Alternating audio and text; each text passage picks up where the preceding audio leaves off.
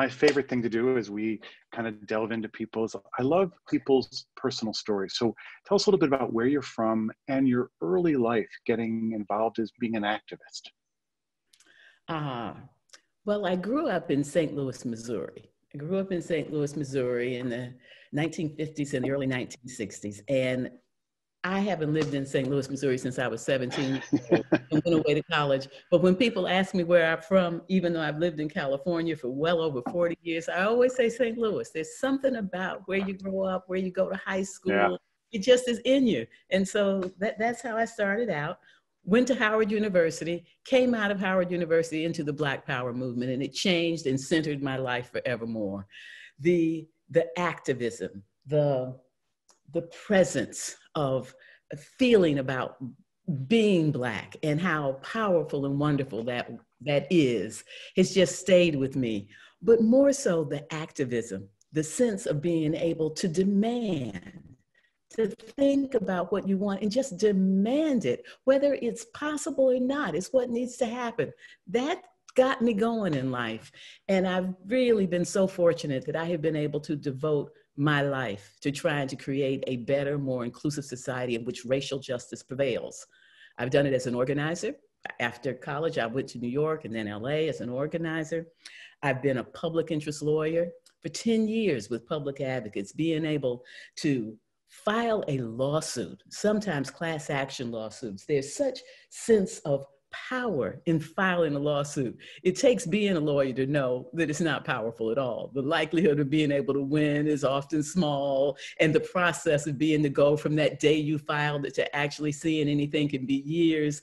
But in the beginning, being a lawyer felt like a wonderful next step after being an organizer.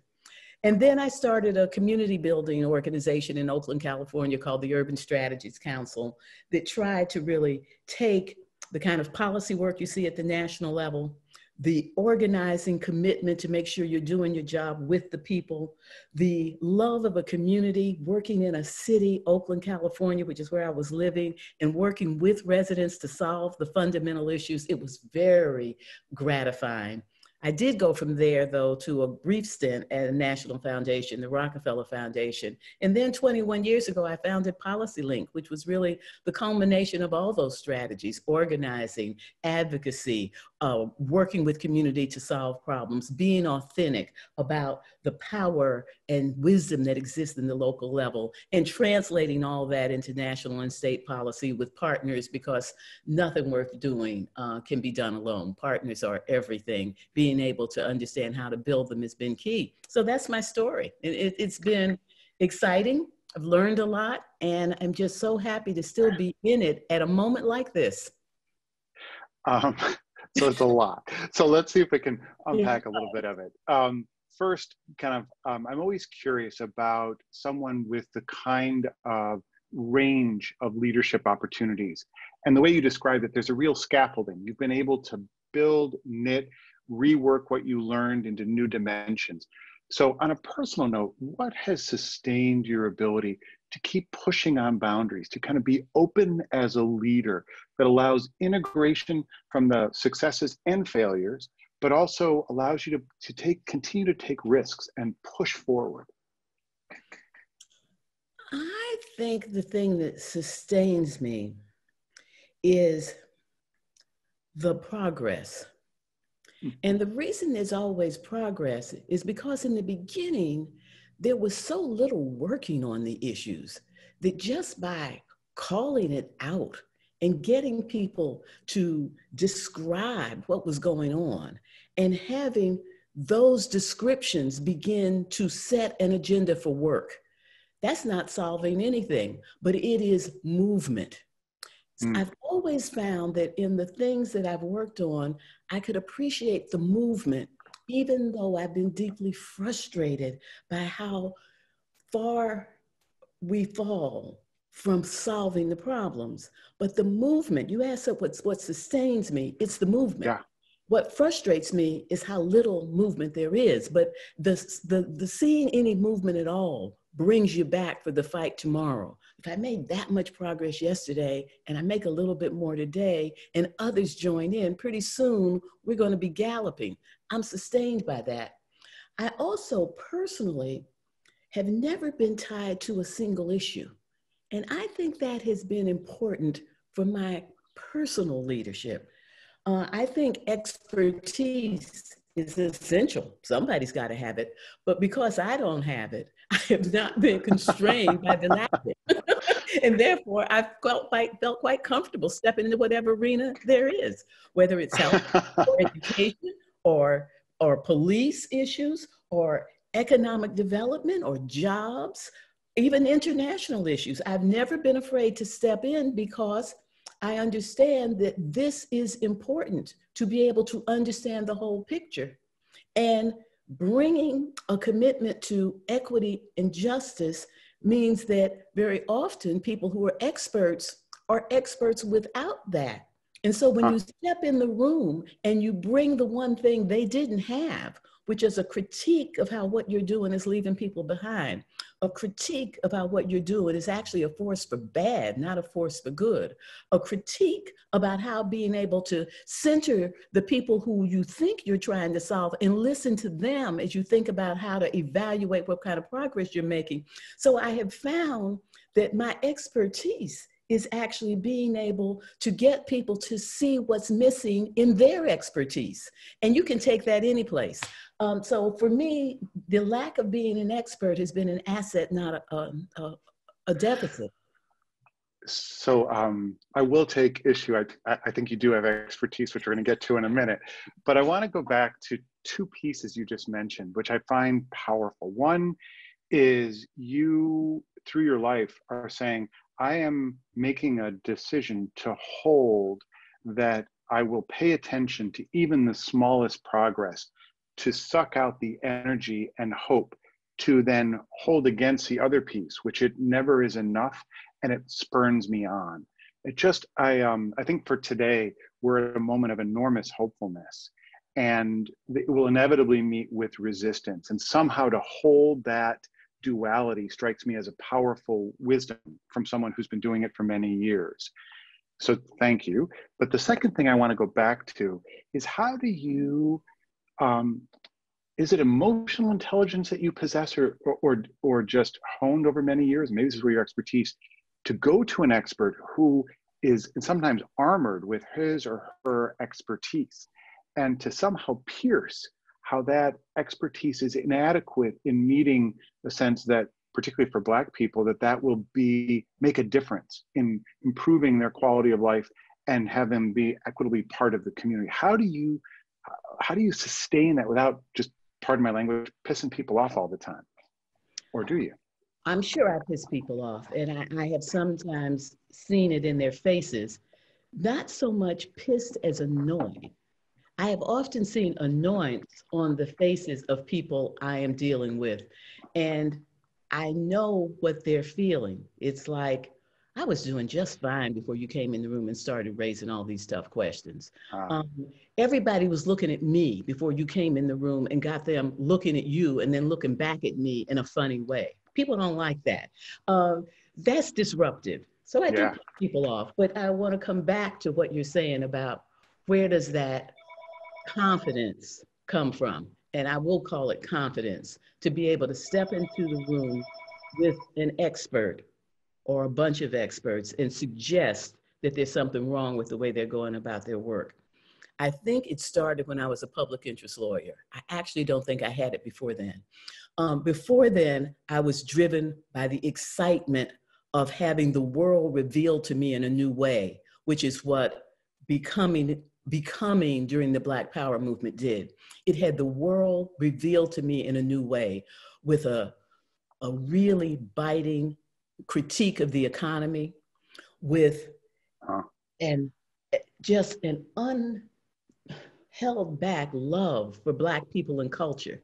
That the Black Power movement just loved Black people and culture. And as a Black person who had always been drawn to culture, it just validated and expanded my view. It revealed the world to me in a different way. And the stance of the Black Power leaders of, we're here, you're going to look at us, and we're not going to just push for integration into white society. We're going to say, we have power. We need to use that power. And if we use our power, it will be a power for good. And so we have a different story to tell. That's what I got out of organizing. But what I got out of being a public interest lawyer was that lawyers really don't have any skills other than lawyering for the most part, unless they were smart enough to get a dual degree. They come out with a law degree. They end up doing employment discrimination and rights of the elderly and consumer issues. And as I did all of those issues, I was surprised how being intimidated in the beginning about saying that someone was doing something wrong and you were going to sue them for it, to once you dig in, I realized that all I really needed to know was enough to put an expert witness on the stand. I didn't need to be the expert. I needed to know enough to put an expert witness on the stand and to get them to talk about their work in a way that reinforced the point that I was making in the lawsuit. That was a big realization for me, that if I understood enough about banking to be able to put an expert on banking on the stand and get them to talk about how the banking industry was discriminating against low-income consumers, I not only had enough to be able to talk to the expert, but I had enough to talk to the expert to turn their expertise into the expertise that the court needed in order to make a decision. I did that for 10 years. So by the time I came out of doing public interest law and started doing community building work, and the first work that we did at Urban Strategies Council was on early childhood programs. I had not been an early childhood provider. The only thing I knew about it was I put my young son into an early childhood program. But here I was working with the city of Oakland and the childcare providers and those who needed it, designing early childhood programs. So once you do that enough, you realize it just works across the board. You bring a point of view, and then you apply that point of view, draw people in to help you who know more than you, respect that they do, but don't respect that there's not some changes that could be made to what they think is the status quo to make things better. So I want to do two things. First of all, just to signal to the audience that in about 15 minutes, we'll be opening up for questions. So please feel free. We have, in many ways, the mother of the equity movement. Tap her wisdom. So Angela, please push back. I know you're shy and retiring. You would never do this, but if I misread what you just said, it sounds to me that you, through your career, and particularly in this, your expertise was to continually develop a refined analysis of where structural inequity and racism got built into systems. And so in some ways, it didn't matter if it was banking or housing or childcare. The analysis that you built enabled you to constantly kind of parse out and zone in on where that was. And so the expertise was you knew it was in every system. It was the job to then figure it out and to use when you were a lawyer, active lawyer, to be able to structurally rework it and show where it was manifesting. Is that an overstatement or a misread? No, that's accurate. And the other important part of it is to come up with a way to fix it. Yeah. So is that, and so I presume that's the PolicyLink eventual piece, but let's hold on that. Let's talk about today, right now. So here you are, having been really cut your teeth in the Black Power movement and the 60s, 70s kind of amazing activism. Then we go through a period where there's slow retrenchment and pretty significant through starting in the late 70s, really powering across the 80s and the 90s. And it's exploded again in this very right moment. So from your vantage point, how are you reading this moment? And particularly for imagine being able to message what you're going to say to the you of today out there protesting. What is it? How are you seeing this? I really do think that we are in one of those moments that we know this is when the nation started to realize its potential. This is a turning point. I really do think so. I know that I could be disappointed, But I think this is it. I think this is it. And let me tell you why. The big movements that have tried to do this, the civil rights movement, so extraordinary, so inspiring.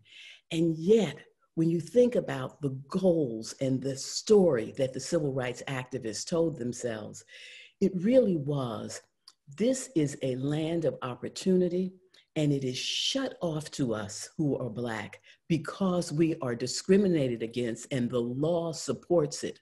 So people are able to lock us out with the full force of the law behind them. If we could change those laws, we could then participate in all of this opportunity. That was the story. And the civil rights movement, it seems, did not anticipate, and if it anticipated, it didn't seem to put anything in place to address it, that racism could thrive after the discriminatory laws were removed. It could not just survive, it could thrive. And so we saw a leap forward. It was a leap forward, but it didn't take everybody all the way through because racism continued to act with its full force, not just on people who were Black and middle class, but oh, so strongly on people who were Black and poor. So that the majority of Black people who were poor were not able to come through that small opening. The Black Power movement came with a different critique. It came with a critique that said, it's not about integration, it's about a system that is wrong.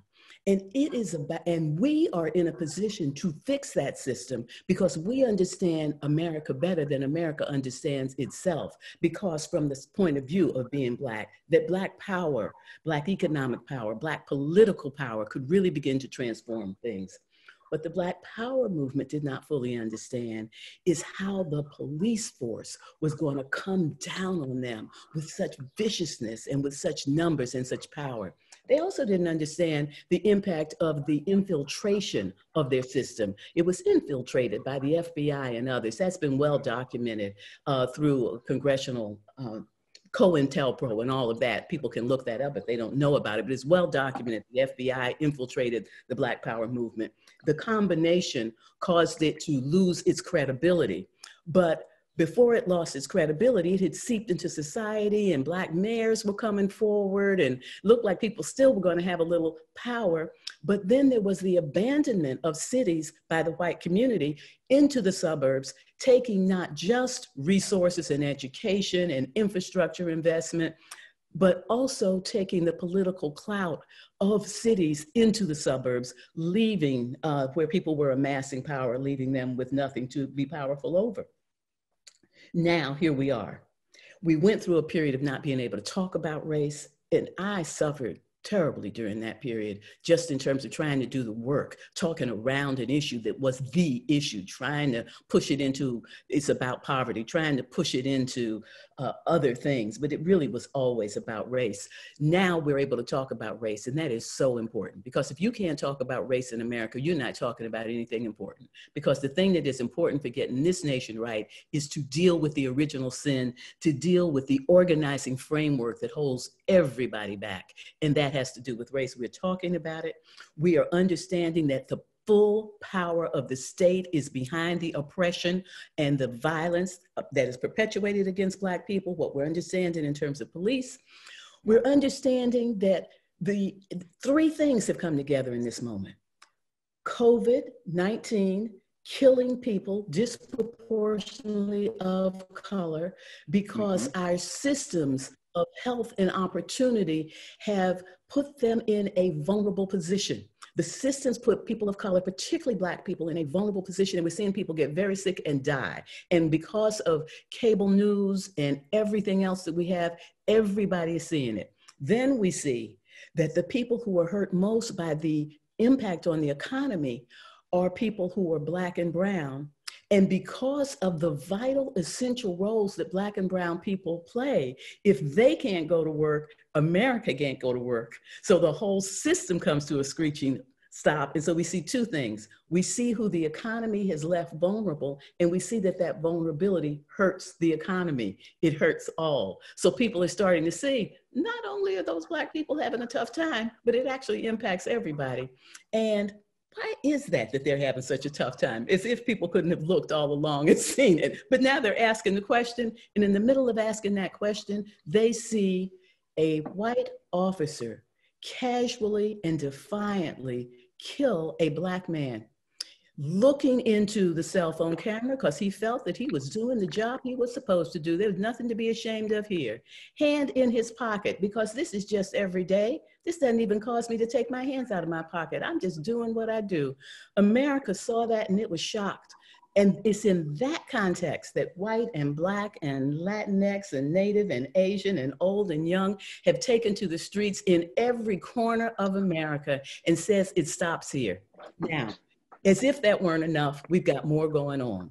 Corporations are falling all over themselves to be able to issue a statement, to be able to put out some money, to be able to talk about looking at what needs to happen to change. Every academic institution seems to be doing the same thing. Civil society has come together as one force and says this has got to stop. Now, you can't tell me that all of this is not going to create a change. I suspect it's going to make a big change, but to make a big change, we have to keep fanning the flame. We have to keep organizing. We have to keep bringing in new allies and supporters and co-conspirators. But I think that these young people, they are on it and nothing's going to stop them. Amen. So take a minute and do it. So we had a conversation in prep for this that I want to now zone in on. So you've written about this. We both talked about how critically important youth voice is and youth organizing. We just had Aaron Dorfman on a little bit earlier talking about movement building. But you also spent 20 plus years founding an institution and driving it to national prominence, which was all about systems. So talk a little bit about, how do we think about movement sustaining? We can look at Occupy Wall Street or the Arab Spring, and we can see that there can be movements that don't actually land or create the kind of sustained effort or systemic work. So talk a little bit about how do we fan the flames that you're talking about and civil society take up its role? And then what is the relationship with institutions and investing in the kind of very strategic work you talked about as a lawyer, where there is a disciplined approach of figuring out how to use the legal system and build your own expertise to kind of undo racism in the systems that kind of hold Black and brown people down. First, I want to confess. And what I want to confess is that during the period where there was no room to tell the whole truth, couldn't tell the truth about race. You could tell it, but you were isolated. Nobody was listening to that. You couldn't make any progress. During that period, I too got sucked into thinking systems change is the way. Systems change. And systems change and systems reform were sort of the same thing. Neither was systems transformation, with the possibility that some systems just need to be put aside and create new systems. So I think that a lot of what I have been part of during my most recent past has not been as fully ready, as fully informed as it needs to be for this moment. It's not wasted because let's take policing as one thing. I've worked on police for a very long time. Back when I was a public interest lawyer, I was part of litigation against the San Francisco Police Department that was very important. And then when Amadou Diallo was killed in New York, I worked with people to put together a response there. And then when the whole tech scandal happened in San Francisco with the police, one of our staff people actually was loaned to work on that. So I've been following that all along. It wasn't until 2 years ago that I saw that this was futile, that the policing system was never designed to produce safe communities. It was a system designed to contain and control. And what we get from it is pretty much what it was designed to do.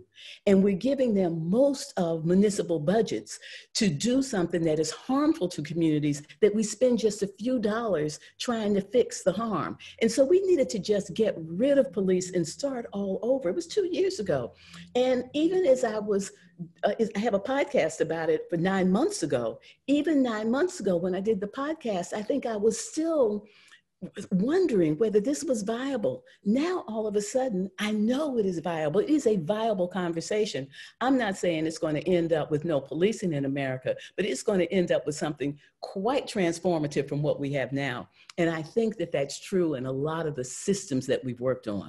And so I want to encourage people to be able to open up their imaginations and ask, what do we need? And then back into what's going to get us there. And I'm afraid, not afraid, I'm actually happy about it. A lot of what we have is just going to fall away and we're going to create much better stuff. But you can't do that work just as a single advocate. You got to be connected to organization.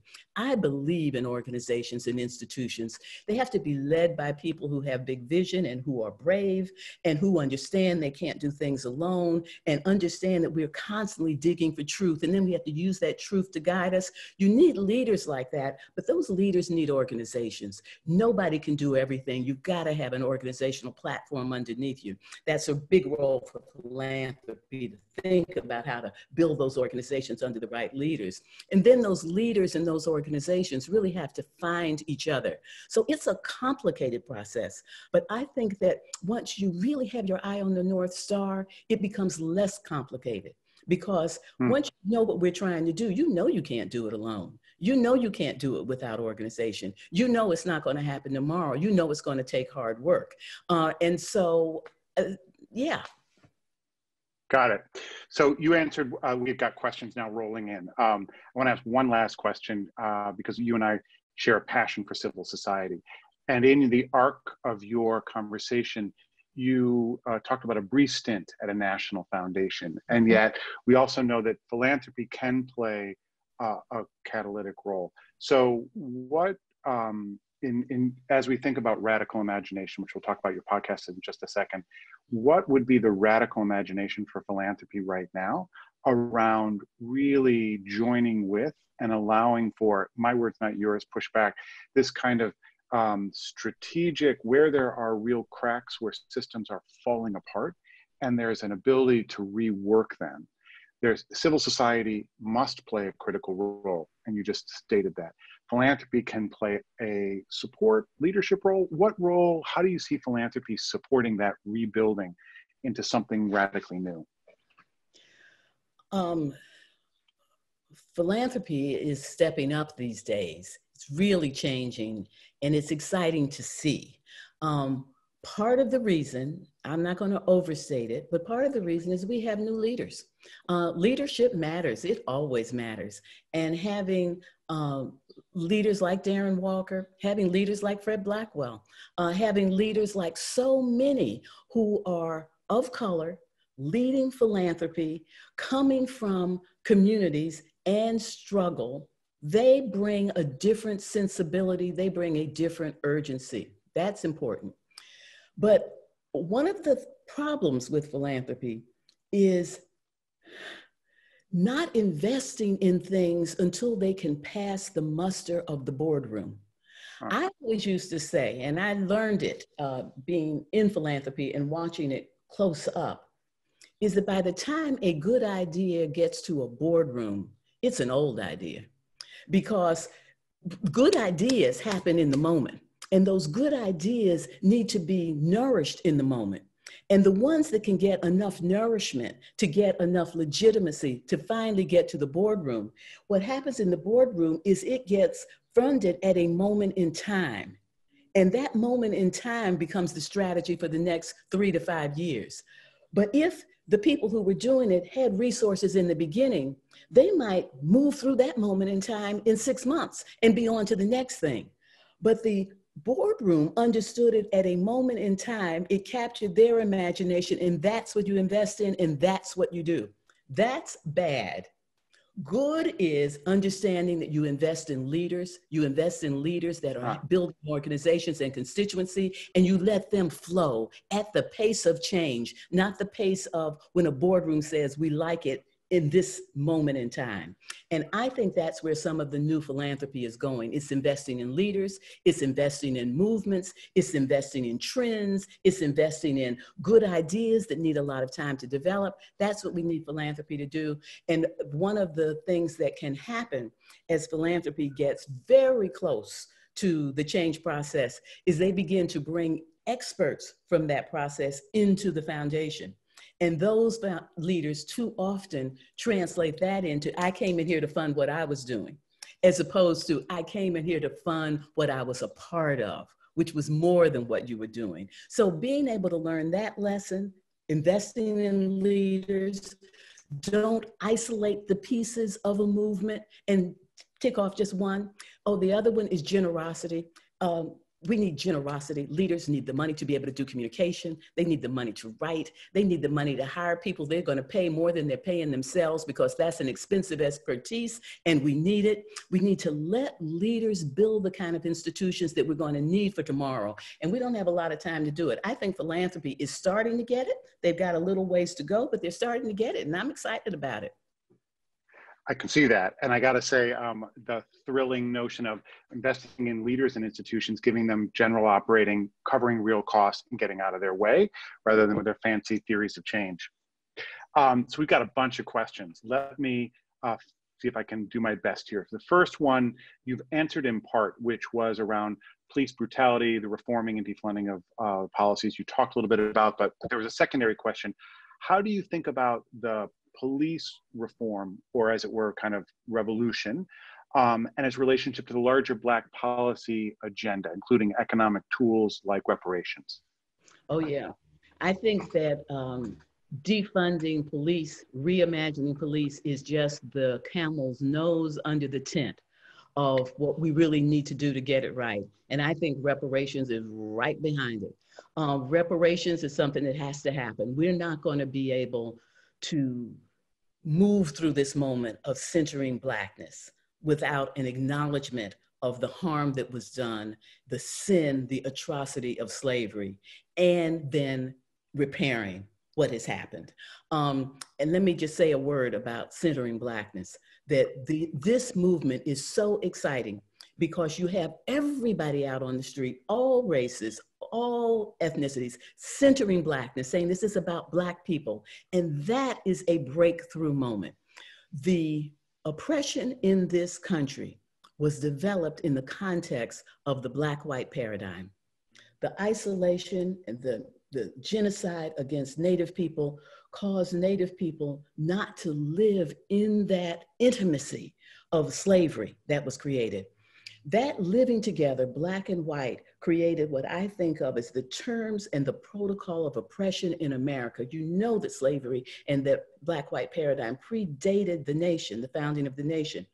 And to this day, the chasm that has been created is one that you fall into if you're Latinx, if you're trans, if you're disabled, if you're Asian, if you're a marginalized person, you fall into this deep well that was created through the Black-white paradigm. And until we acknowledge it, fix it, fill it up, we are not going to be able to go forward. So centering Blackness doesn't leave anybody out. What it does is get at the root cause of what is killing everybody, holding everybody back. And so we've got to use reparations, not just as a way to be able to begin to repair the harm for Black people. It begins to repair the harm for everybody, including white people. So reparations is right there behind police defunding and reimagining. So a second question I think fits beautifully in what you just said. The question is, what is the role of white leaders to address systemic racism? How can we help leaders to do the work on their own reflection and understanding instead of rushing into solutions where they may lack the experience and understanding? Well, the person who asked the question understands the answer because that is exactly right. There is a role for everybody in this moment. This is not something that you can just stand on the sidelines and let other people deal with it.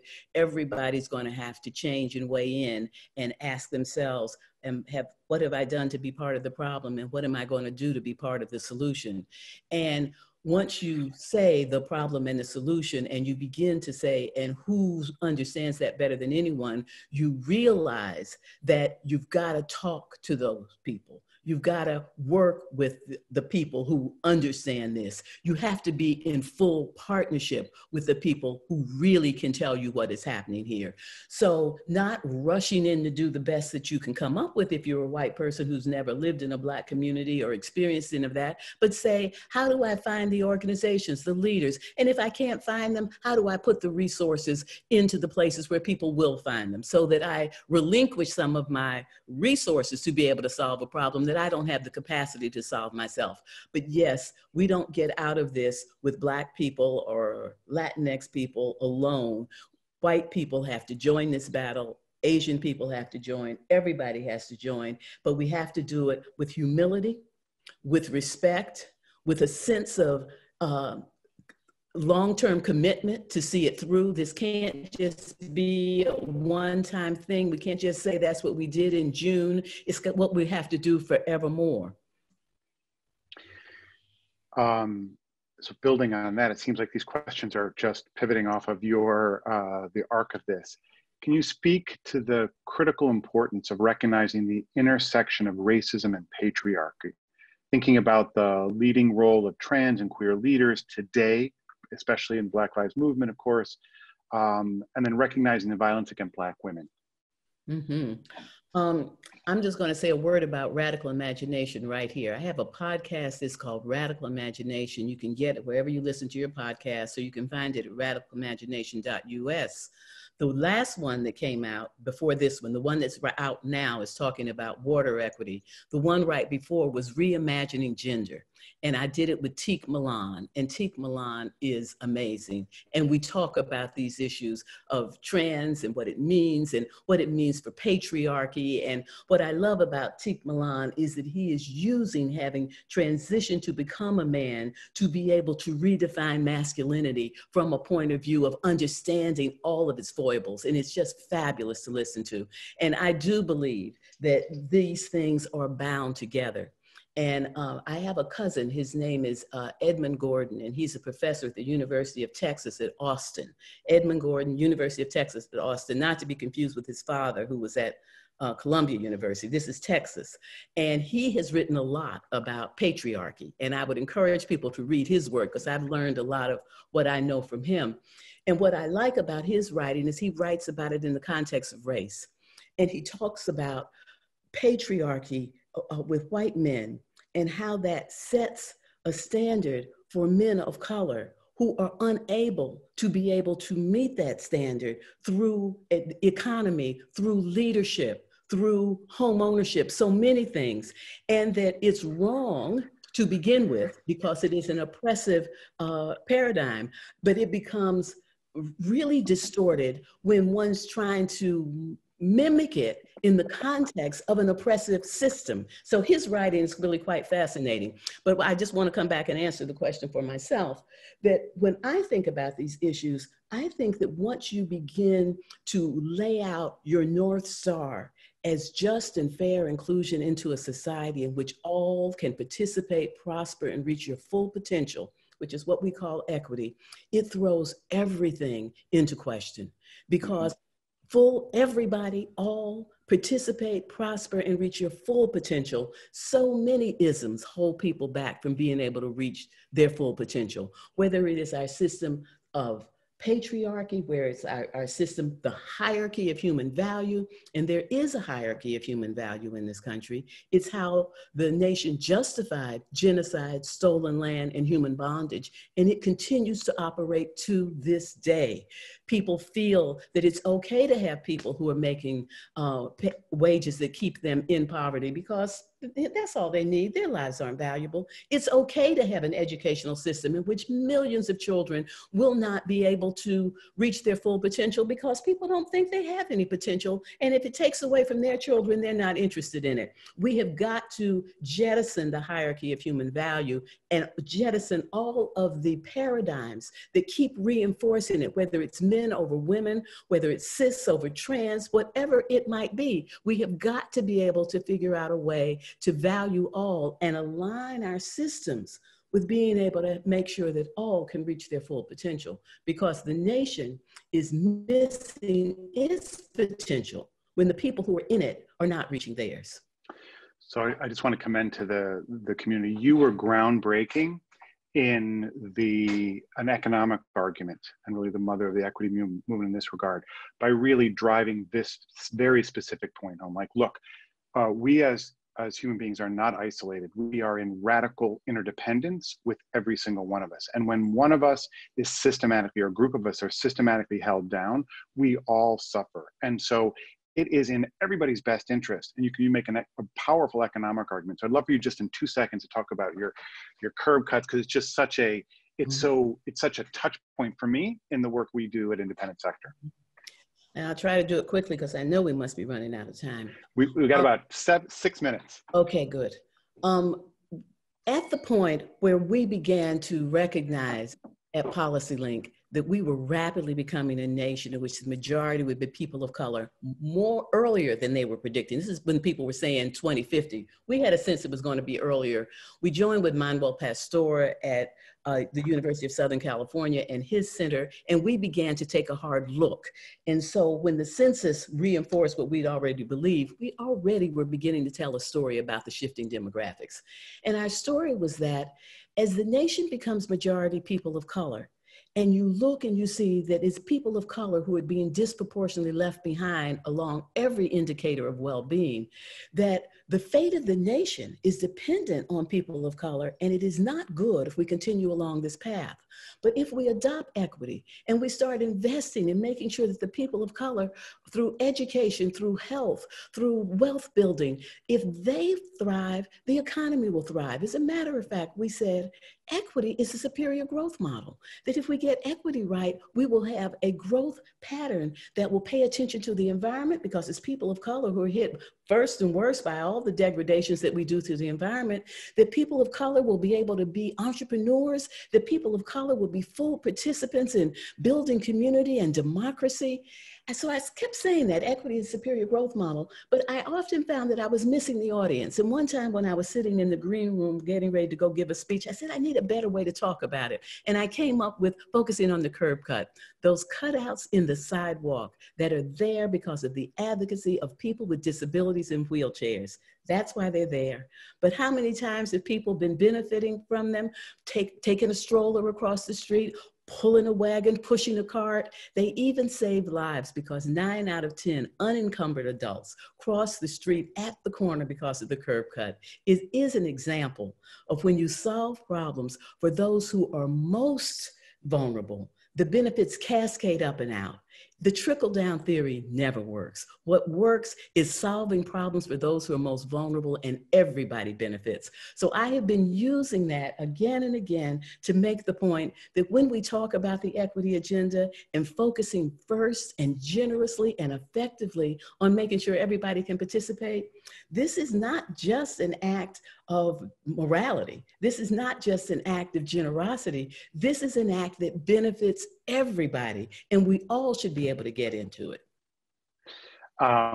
So again, I just want to thank you personally. This has been a driving frame for me, that human flourishing, for every person to thrive, we locate ourselves in a sense on the margin and ask, how do those who are most suffering integrate fully so their flourishing will then unleash everyone's flourishing, rather than the other way around, some people flourishing on the backs of others. It's just a radical shift. Can there's 2 more questions. Let me see if we can get to at least this next one. And I think you linked on it. This notion of how do we build capacity to vision and imagine the transformation. So leaders, we talked about, you said invest in leaders, invest in organizations. How do we build that capacity so that we build this anti-racism, that we're at a moment now where folks aren't just passively saying, you know, we've got to do right by everybody. There's an intentional, much like when you were a lawyer, saying, I'm going to show you constantly where the system is broken. I think that we have the capacity to do it. All of us have the capacity to dream. We all have it. The notion of radical imagination is really just unleashing yourself to go to the edges of what it is you want, and not treating that as what you're going to do in your time at the beach or sitting in the park, but pull it back in once you've gone there. Pull it back in and ask yourself, well, why not? Why not? Why can't it be that way? And then wherever it is, start working on it. If you're working a job, think about doing your job a little differently, thinking about it differently, pulling together your coworkers differently. Use the invitation to help to redesign systems. If you are lucky enough to be an elected official, don't think about being reelected. Think about what you can do to realize your dream, and you'll be reelected. And if you're not, it just gives you an opportunity to work on it a different way because you understand something about being an elected official that people in your community didn't fully understand. You know how to help them. Do whatever it is you're doing in a way that envisions a different world and you see yourself as essential to being able to get there. Your piece must be put in. Find it and put it in. Last question for you. And then I just want to do one wrap up. You spend much of your career working in the nonprofit civil society space. What do you see as the unique role of the nonprofit sector? Why did you stay in this space so long? And would you consider running for elected office? That one I can easily answer. I would never consider running for elected office. I've been asked to many times. And fortunately, I recognized early on that I did well in an atmosphere of being free to do what I do without having to think about it in that context. So no on that. I've only worked in the not-for-profit sector. I've never had a job in government. I've never had a corporate job. It's all I've ever done. It has served me well. And for most of my life, having come out of college in the 60s, I mean, there were not a lot of things that were open to me as a Black person. I must say, if I were coming out of college today or came out 2 decades ago, I might have done something different. When I was growing up, the only people I knew who were professionals were teachers, doctors, lawyers, ministers, an occasional contractor. There were few people who were police officers. Lots of people worked at the post office, and that was the world that I knew. So when I came out and started organizing and then started doing other jobs, being a public interest lawyer, I'd never even heard of what that was. First public interest lawyer I ever heard of was Marian Wright Edelman. And I wondered, how do you get to do that? She was working for the Legal Defense Fund. Yeah, that's a different story. But I really think that the not-for-profit sector is exciting, but that every sector can be exciting if it thinks about itself as trying to build the society that we want. I see a lot of young people going into business, which is something that I never would have considered, but they go into businesses that are producing good things, and they're doing it in environmentally sound ways, and they're putting their excess money not all into profit, but they're putting it back into community. I think that we have a generation of young people who are reimagining every kind of work.